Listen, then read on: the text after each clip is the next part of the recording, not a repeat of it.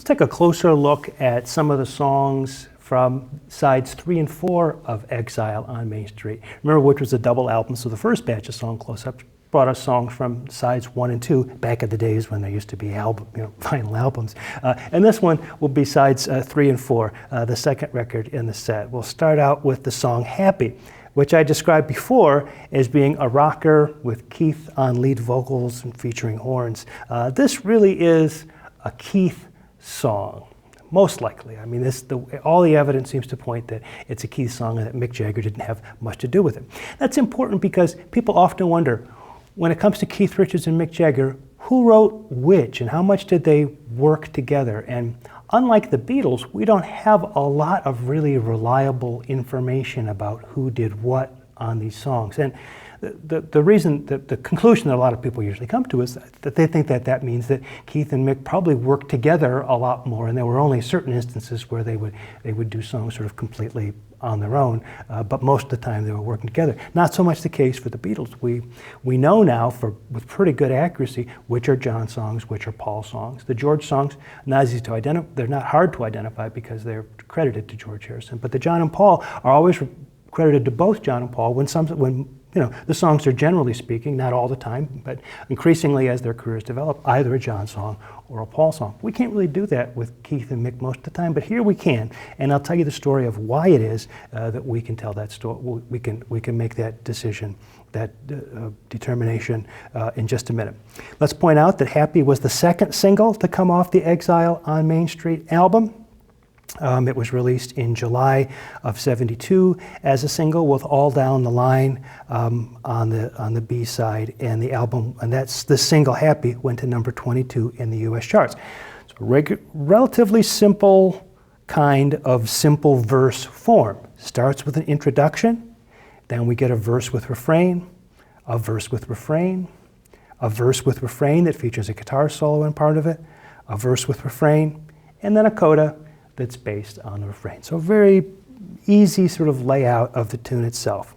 The lyrics are about a guy who has always broken the rules. He doesn't need anything. He breaks all the rules because he doesn't need anything, except what he needs is the love of his woman to keep him happy, and that's the catch line, that's the refrain line for the tune. Now, Keith likes to tell the story that the song is really about a guy who spends all his money and would like to go out drinking at the end of the day, but he doesn't have any money. He can't afford to do that, so what he really needs is the love of a woman who loves him, because at least that would be free. But you never know sometimes when Keith tells these stories 20, 30 years after the fact, whether he's really telling you what went on or whether he's just telling a story he knows will get a laugh. He's that kind of sort of informal kind of guy. So not quite clear exactly from that point of view how much you can contribute to. But people who know Keith Richards and have worked with him over the years have said that this song, the lyrics, the whole vibe of the song really sort of capture the Keith Richards vibe. The whole energy of the guy, really, in this song. It's a sort of a perfect encapsulation of who he is and what he's about. And Keith himself has said that there's something about the song that just makes him happy. It makes him happy just to play it. Just he starts to begin to play it, and he starts to smile, this kind of thing. So again, figure in the kind of the fishtail kinds of parts of this. But nevertheless, this all gives us reason to think of this song as being a song very much not only iconic for Keith Richards, but a song that's almost exclusively a Keith Richards composition. And here's how we know that. The basic song, the basic tracks of the song feature only Keith on guitar, Bobby Keys on the baritone sax, and Jimmy Miller on the drums.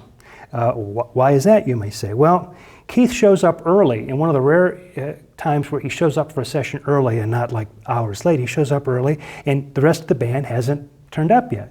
So Keith sits down with the tune and sits down with his guitar, and this riff starts to fall off his fingers, and the song just seems to just come out, and he realizes something's happening. So he says, let's do a take. So Jimmy goes over and gets on the drums, and Bobby Keys kind of provides the kind of bass end of it with the bari sax, and they run the tune through, and the lyrics start to fall out, and by the time the rest of the band shows up for that session, Keith's mostly got the record all pretty much filled out. I mean, of course, they're going to go on and work on overdubs and that kind of thing, but the song is pretty much the way it's going to be. And so this gives you an idea that if the other guys in the group, especially Mick, weren't there as this song was coming to such an advanced stage of completion, probably didn't have too much to do with the writing of it. It also gives us a nice contrast between something like Rocks Off, which remember was our story a couple of videos ago about how you could sit for hours and hours with one of these licks before you could get it right. And remember, in that case, Keith basically fell asleep in the studio and had to call Andy Johns to come back and finish it. Well, here, he sat down and without even trying, bingo, the whole thing just seemed to be there. He realized something magical was happening, so he just laid it down while the spirit was moving him and while it was happening. And it ended up being the way to go. So it just shows you that sometimes these songs can be very labored in the way they're produced, and sometimes they can be just automatic. You never know how that's going to play out. The second song we're going to talk about here is All Down the Line, which I described before as a rocker, guitar-driven. Indeed, it's very much that. The form, I will say, is derived from AABA, but it's really kind of an interesting form. It's a kind of tune, the kind of form that really you don't see sort of being repeated again and again like a lot of these other kinds of patterns. Let me explain to you what I mean.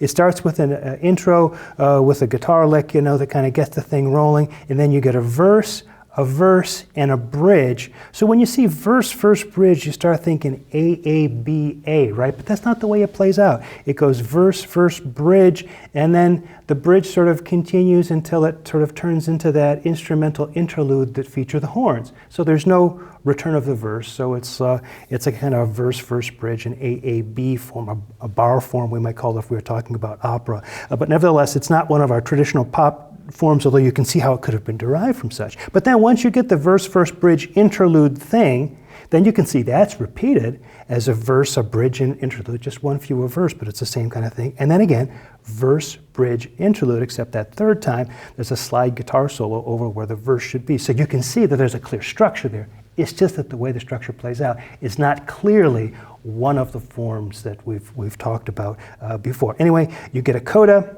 And what's interesting about this coda is it's extended enough to constitute a second large section of the song. So it's almost like we get All Down the Line Part 1, and we get to the coda, it's All Down the Line Part 2. And we've seen that kind of thing before. Can You Hear Me Knockin', I think, is one where you might pretty much say it goes that way. But still, again, we talk about how the form does not fit into one of the traditional kind of models here. Well, the lyrics are kind of a romantic celebration of railroads, perhaps told from the point of view of one of the workers on the train. Perhaps the train is a metaphor for life. Any song that's about trains and people trying to get through the train, and there's all kinds of things going on, and there could be problems with that. There's a tendency to think, oh, well, he's talking about trains, but they're really talking about life. So maybe that's what it is, but then again, maybe that's just overthinking it. Maybe it's just a song that celebrates the images associated with the railroads. Maybe in days gone by, who knows. This is a song that was recorded in an acoustic version in the summer of 1969. So there's an earlier version of it. It's a rather rough version, but there is an earlier version. So when they did this one, they were coming back to a song that they'd worked on previously.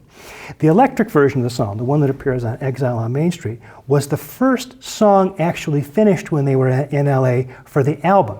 And Mick Jagger thought, we should release this as a single. We've got it finished. It's a great tune. Andy Johns tells the story that he wasn't really quite sure that it was, and he remember saying to Mick, I don't know, Mick, is this really Jumpin' Jack Flash? Is that really the level here? I think it's a great album track, but maybe it's not the single. And he said that he was maybe a little bit surprised that Mick Jagger was saying, oh, really? You think so? In other words, he was listening. He was taking Andy Johns' advice, and he said, well, what would it take, Andy? What would you need to know to be sure? And he said, well, I'd really like to be able to hear it on the radio. Then I'd really be able to tell whether this is, but of course there's no way we can do that. And Mick says, what do you mean there's no way we can do that? So they give a version of the song on reel-to-reel tape to Stu, who then goes down to an LA radio station, and it tells them, they can play this unreleased Rolling Stones track if they'll just put it on the radio now. And so the Stones, in the meantime, get into their limo, tune to this station and start driving up and down Sunset Boulevard so that they can sit in the limo and listen to see what the song will sound like on the radio by having the radio station play it for them, right? I guess you can do that when you're the Rolling Stones. And the kicker is, after they played it once, Mick said, well, what do you think, Andy? And Andy said, I still can't tell. And he says, tell Stu to tell him to play it again. So they told the radio station to play it again, and they played it again while they drove up and down the street in the limo. Well, as you know, it did not end up being the single, so I guess Andy must have said, no, the fact that I'm not able to tell means it's probably not the thing. It didn't just pop out at me. So they held off, and of course, Tumbling Dice became that single. So interesting what can happen, the kinds of things that you can do when you're the Rolling Stones. The last song that we need to talk about in this song close-up is the song Shine a Light. This is I think, at least in my mind, a very special song from the Rolling Stones. It's not just a gospel-tinged rocker.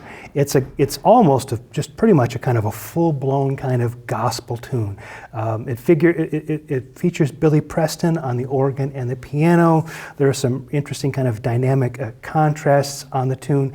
Billy Preston was somebody who many of you Beatles fans will know had played with the Beatles in 1969, and when Mick would go to L.A., he would sometimes go to church with Billy Preston, because Billy Preston went to a traditional gospel kind of church, and Mick liked to be sort of sitting there in the congregation while the music, got rolling. He said he saw Aretha Franklin there once, and he said it was just great, although he did admit that sometimes he didn't end up going when he was in L.A. because the services started a little bit earlier than he wanted to get up on a Sunday morning. But nevertheless, he and Billy Preston really got a good relationship going on around gospel music, and so Billy Preston ends up playing on this track.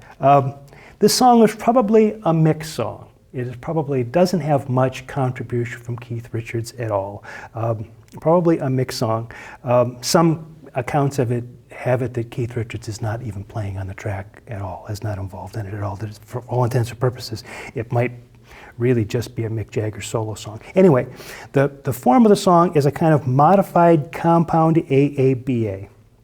That is, you got a verse, chorus, that's the first A section, and then another verse, chorus, that's the second A section, then a bridge with no singing, just a kind of a guitar solo, and then at the end, you get the verse, chorus, a little bit, there's an organ solo over the verse, but you get a verse and chorus. So far, it looks like a typical AABA form, compound AABA form, except it then returns to the bridge and then sort of fades out as it's returning to the verse. So that little thing at the end makes it a little bit more modified. There's a guitar solo in that last bridge, but mostly it's a compound AABA form. This idea, by the way, of having sung verse choruses in the A sections and having the whole middle section, the contrasting B section be instrumental, happens, as I've said before, about these compound AABA forms. Those forms appear in 70s music a lot, but a prototypical sort of example of this happening in music a little bit later would be something like Boston's More Than a Feeling, which does exactly this kind of thing. The whole big contrasting bridge section is nothing but guitars